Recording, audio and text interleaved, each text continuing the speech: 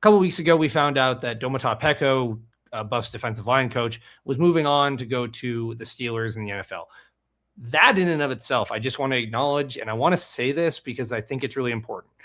From the day that Coach Prime was announced as leaving Jackson State, he said, "You either elevated or you're terminated."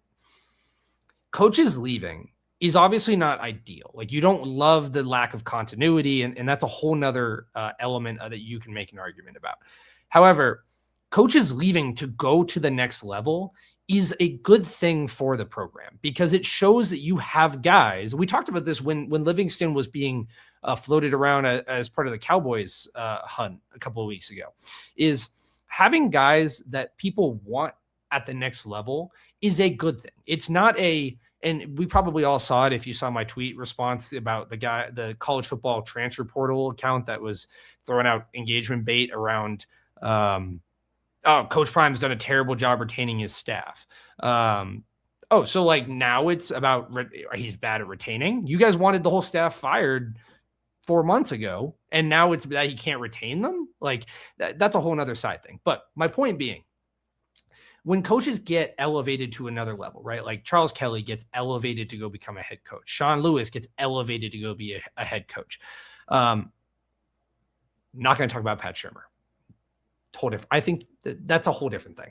But Coach Livingston elevated to go to the next level, to go back to the level that I guess he started from, but is getting an opportunity to go back and be a defensive pass game coordinator. I'm pretty sure is the exact title. That's a good thing for the program because it shows that you have guys on your staff that are capable of coaching guys and in that level and are wanted by teams at that level. So it's a good thing. Let's talk about Coach Dante Carter specifically. So Coach Pun, I don't know where that comes from, is getting a promotion to the defensive line coach. I saw mixed reviews about this. The same way I saw mixed reviews around Coach Livingston getting hired in the first place. And the same way, this reminds me a lot of the offensive line coach, right? Of Coach Gunner. When Coach Gunner got promoted, I'm just going to be completely honest. I would say a solid 75% of the fan base was like, why did they do this? You know, he's unexperienced. He's inexperienced. Why are we promoting someone who has never led an offensive line room before? Right.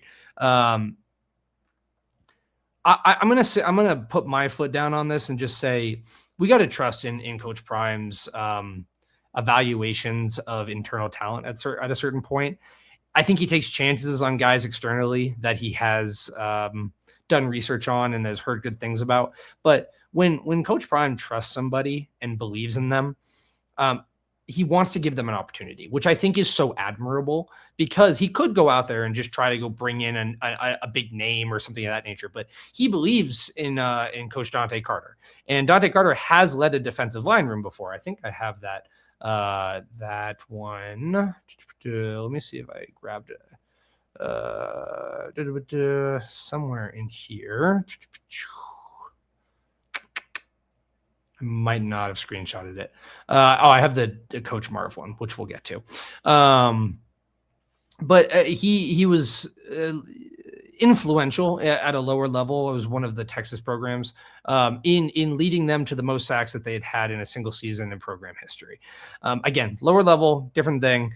But a lot of people were concerned when Coach Gunner came in that he didn't have the experience. And a lot of people were saying some more things around this. And I just want everybody to pump the brakes. Like, trust in what Coach Prime has for a vision for this program, and trust that the people that he's elevating are ready for that next step. Because if you looked at it, the offensive line was arguably one of the best and most consistent position groups last season. And that's a lot of credit to Coach Gunner. Yes, there's a trio of offensive line coaches that make up that room at this point, but Coach Carter has been active on the recruiting trail. He's got incredible relationships. I have seen him in person when I volunteered for their camps a couple of years ago, having really good relationships with players.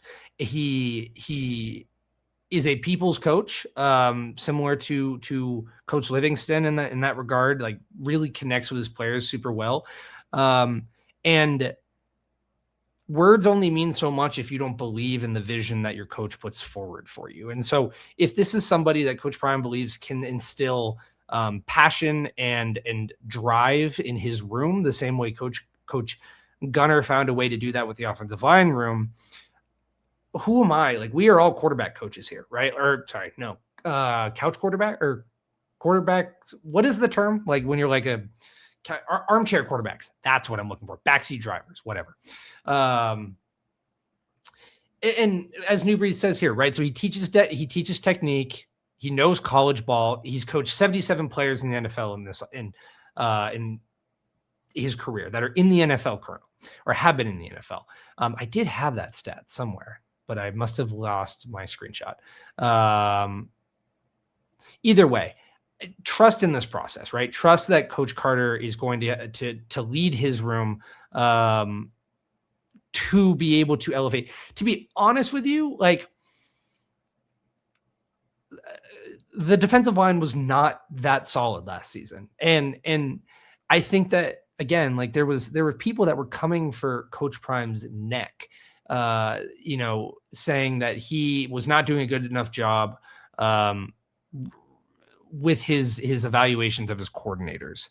And so now he's making changes like everybody asked, and people are now like questioning his judgment. You either want the man to make the changes and you're going to trust in the vision that he has, or we shouldn't have him as head coach. Like that's the straight and narrow is like, if that's what we want and we want him to make the changes that he thinks is right and that he believes in, and we trust him to be the head coach, then we should all be supporting Coach Carter in the way that we support Coach Gunner at this point.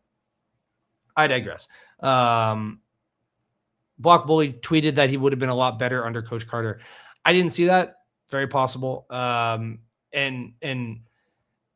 like they said, getting coaches ready, and now it's time for them to show off this defensive line has worked with a lot of NFL guys. People don't know that many former players also coach defensive line. Says Carter. Yeah, he's has a lot of experience in terms of coaching a defensive line room and building relationships with players. So I'm going to go out and say that I'm going to trust Coach Prime with this hire. And I like promoting internally. I like keeping that in-house and giving guys opportunities to elevate themselves to the next level. Cool. Awesome. I'm going to take a quick step back, 23 minutes in, say thank you again for being here. Happy Friday. I didn't see not nearly enough people telling me where they're, watching in from today. Let me know where you're tapping in from. If you're Colorado, I don't know if it's still snowing in the East Coast, but like if you're trapped in by a snowstorm, let me know. If you're overseas, let me know. I just want to know.